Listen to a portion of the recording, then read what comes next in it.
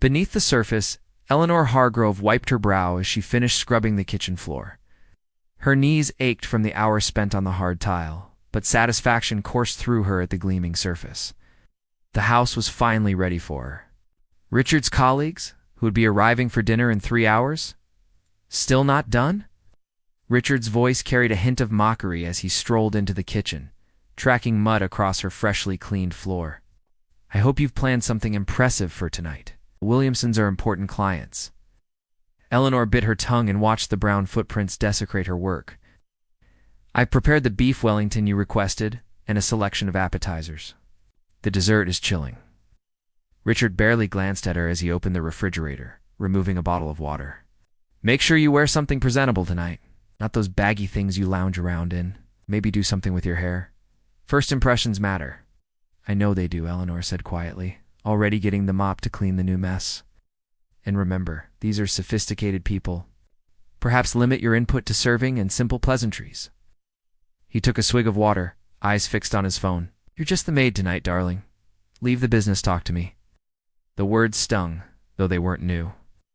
In their 15 years of marriage, Richard had gradually shifted from seeing her as a partner to viewing her as an accessory, useful for keeping his life comfortable, but not for much else. Just the maid, Eleanor repeated softly, something shifting inside her. Is that all I am to you now, Richard? He looked up briefly, surprised by her question. Don't be dramatic, Eleanor. You know what I mean? Your strength is keeping our home, not discussing merger strategies. His phone buzzed, and his attention immediately diverted.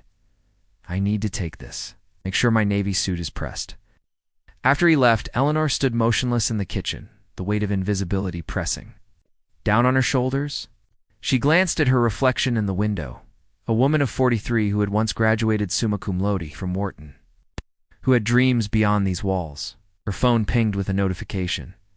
Eleanor dried her hands and checked the message. From her financial advisor, acquisition complete. Hargrove Properties is now officially yours. Congratulations. A small smile curved her lips as she tucked the phone away. Richard had no idea that while he dismissed her as just the maid, Eleanor had been quietly building an empire. The very home they lived in, the one he believed his salary had purchased, had been transferred to her ownership last week. Along with several other properties in their portfolio, tonight's dinner wasn't just for Richard's clients. It was also attended by her own business associates, though Richard had never bothered to learn who they really were. To him, they were just his wife's book club friends or charity committee members. Eleanor returned to her preparations, a new resolve strengthening her spine. The time for invisibility was ending. Soon, Richard would discover just how much he had failed to see beneath the surface of the woman he had reduced to just the maid. The silent empire for 8 years, Eleanor had been building her business in the shadows of her marriage. What began as a small real estate investment, using the inheritance her grandmother had left her, had blossomed into Hargrove Properties, a formidable holding company with assets across 3 states. While Richard climbed the corporate ladder at his finance firm, Eleanor had been acquiring distressed properties, renovating them, and either selling at profit or maintaining them as lucrative rentals. Her office wasn't in some downtown high-rise, but in the sunroom of their colonial home. Between preparing Richard's meals and maintaining their household, Eleanor conducted conference calls, analyzed market trends, and directed her team of 26 employees, none of whom had ever met Richard, despite his name being half of the company brand. Mrs. Hargrove, the Jefferson Street acquisition, is complete, said Dominic, her operations manager, during their morning video call. The previous owner accepted your offer without counterproposal. Eleanor smiled, taking a sip from her coffee mug while glancing at the clock. Richard would be leaving for work in exactly 7 minutes. Their morning routine was predictable. He would grab his briefcase, remind her about dinner, and leave without a proper goodbye. Excellent work, Dominic. Begin the renovation planning immediately. I want construction to start within 3 weeks. Of course, and the Westlake Commercial Center. The tenant situation is becoming complicated. Schedule a meeting for tomorrow. I'll visit the property personally. As predicted, Richard appeared in the doorway of the sunroom, briefcase in hand. Eleanor minimized the screen, showing property portfolios worth millions. "I'll be late tonight," he announced without preamble. "The Peterson account is proving difficult. Don't wait up." "I won't," Eleanor replied, closing her laptop.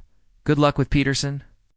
Richard paused, noticing the spreadsheet she hadn't quite hidden. "Still playing with your little budget projects?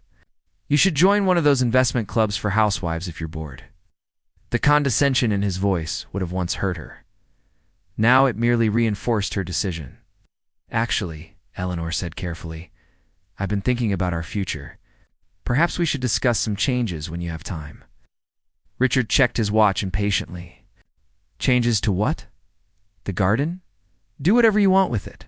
Just keep the costs reasonable."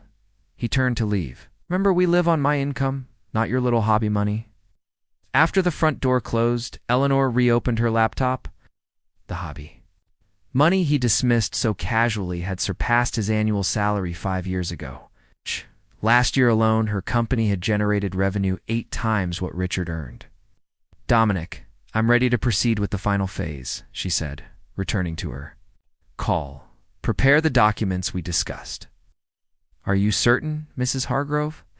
"Once we move forward, I'm certain," Eleanor interrupted. "It's time for transparency." That afternoon, Eleanor visited her lawyer's office, signing papers that would irrevocably change her marriage. She wasn't seeking divorce, not yet, but clarity. The property deed she placed in an elegant folder alongside financial statements would force Richard to see what had been before him all along, a partner he had failed to recognize.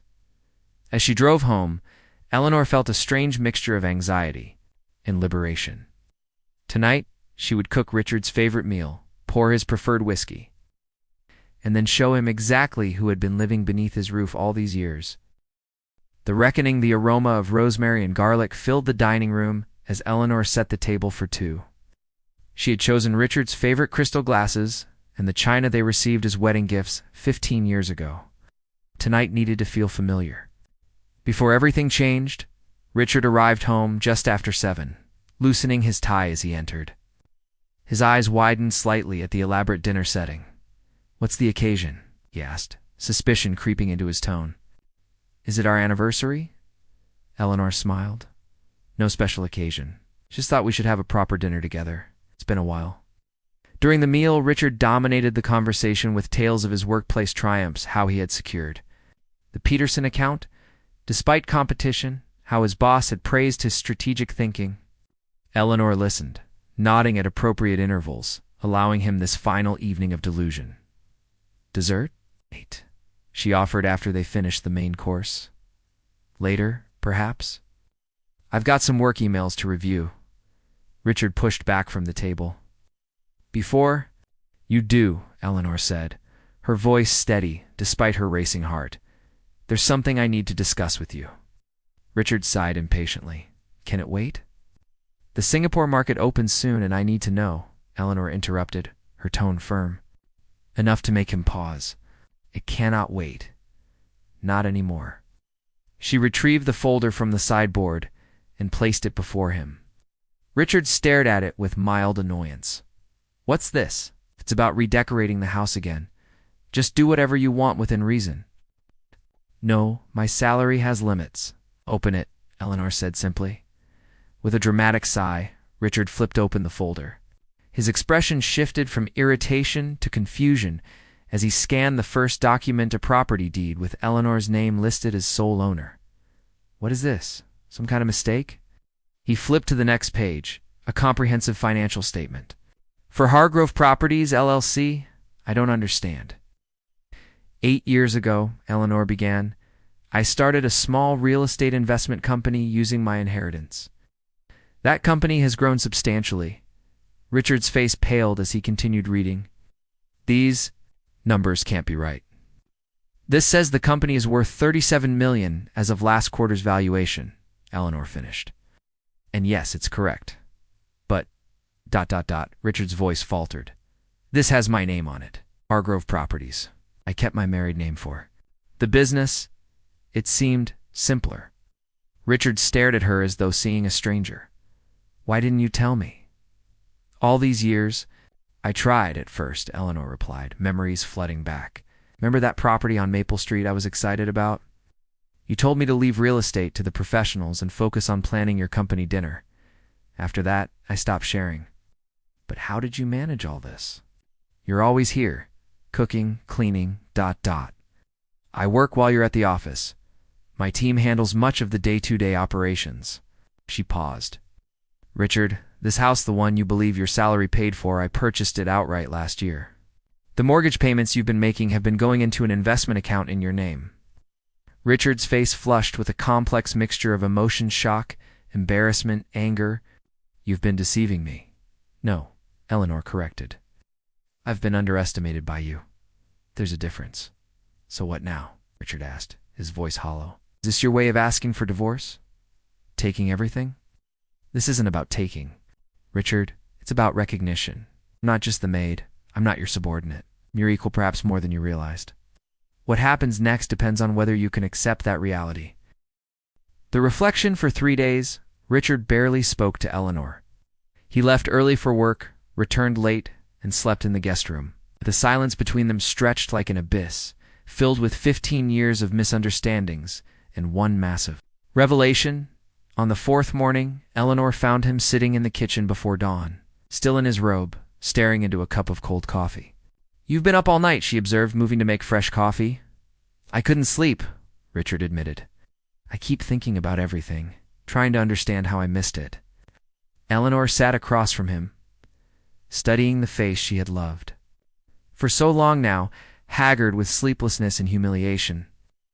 What exactly are you struggling with, Richard? The fact that I built something successful, or the fact that you never noticed? Both, he answered honestly, trying to reconcile the woman I've been living with against this business magnate I never knew existed. We're the same person, Eleanor said gently. I didn't transform into someone else. I just stopped. Expecting you to see me? Richard's eyes filled with unexpected tears. When did it happen? When did I start treating you this way? Eleanor considered the question carefully. It was gradual. Remember when we first married? We were partners then? We discussed everything: finances, dreams, plans. Somewhere along the way, you started making decisions without me. Dismissing my input, treating my contributions as less valuable. I became my father, Richard whispered, the realization dawning with painful clarity. I watched him treat my mother the same way for 30 years. They sat in silence as morning light gradually filled the kitchen. Eleanor made breakfast a simple affair of toast, and Exane placed a plate before him. I've been reviewing our life together, Richard said finally. All the moments I missed, the clues I ignored. Remember Joanna Winters from my office? I was so impressed when she started her own consulting firm last year. I actually told her she reminded me of what a capable woman looks like. I remember, Eleanor said quietly, all while my own wife was running a multi-million-dollar enterprise from our sunroom. He laughed bitterly. The irony is staggering. Do you want now, Richard? Eleanor asked. Where do we go from here? Richard looked at her directly for the first time in days. I want to know, you the real you. The businesswoman, the investor, the person I've been too blind to see. If you'll let me, and if I do, will you be able to accept that our dynamic must change? That just the maid can never be part of our vocabulary again? Want to try? Richard said, reaching for her hand across the table. I'm not sure I deserve the chance, but I'm asking for it anyway. The reconciliation, 6 months passed, with careful, deliberate change. Richard moved back into their bedroom after 2 weeks of difficult conversations and painful self-examination. Eleanor invited him to her office, the sunroom he had always dismissed as her crafting space, and introduced him to her team via video conference. The looks of surprise on their faces when they met Mr. Hargrove for the first time spoke volumes. I'd like to schedule a meeting with your financial team, Richard said one evening as they prepared dinner together, a new ritual they had established. Not to interfere, he added quickly, seeing her expression. I want to make sure my investments and retirement plans align with your company's growth strategy. We should be coordinating as partners. Eleanor nodded, pleased by his careful wording. Dominic can arrange it. He's been curious about you since our quarterly meeting. When I sat in, Richard smiled, remembering his astonishment at watching Eleanor command a room of executives with confident authority. I think I was the one being evaluated. You were, Eleanor admitted. My team is protective of me. They've heard stories over the years. Richard's smile faded. I have a lot to make up for. It's not about making up for the past, Eleanor said, stirring the risotto they were preparing. It's about building something different moving forward. Later that evening, as they sat on the patio watching the sunset, Richard handed Eleanor an envelope. I've been working on something. Inside was a deed similar to the one she had presented him months earlier, but with a significant difference. It listed both their names as equal owners of a new beach property. I used my savings and year-end bonus, Richard explained. It's not $37 million, but it's a start. I thought we could renovate it together. A true partnership project. Eleanor examined the deed, emotion tightening her throat. You didn't have to do this. I wanted to, Richard said. Not to compete with you, but to show you I understand. Now, this isn't about money or power, it's about respect. That night, as they discussed renovation plans for their new property, Eleanor reflected on the journey of their marriage from partnership to inequality and back toward balance. The road ahead wasn't perfect. Richard still occasionally slipped into old patterns, catching himself mid-sentence with an apologetic smile. Eleanor sometimes struggled to include him after years of independent decision-making. But there was a fundamental difference now. Visibility. Richard saw her all of her hand. She allowed herself to be fully seen. The woman who managed million-dollar acquisitions was the same one who enjoyed cooking his favorite meals. The man who had once dismissed her as just the maid now consulted her on his career decisions. Richard said as they prepared. For bed, I keep thinking about that night when you showed me the folder. I was so focused on the shock that I never asked, why then? After all those years, why choose that moment to reveal everything? Eleanor smiled, remembering her certainty on that pivotal day. Because I finally understood that I deserved recognition not just from you, but from myself. I had been complicit in my own invisibility by accepting your perception of me. Richard said, taking her hand. Here's to never being invisible again to each other or ourselves. Eleanor squeezed his hand in agreement. The journey from invisibility to recognition hadn't been easy. But as they moved forward together, equal partners at last, she knew it had been necessary, not just for their marriage, but for the people they were becoming, seen, valued, and whole.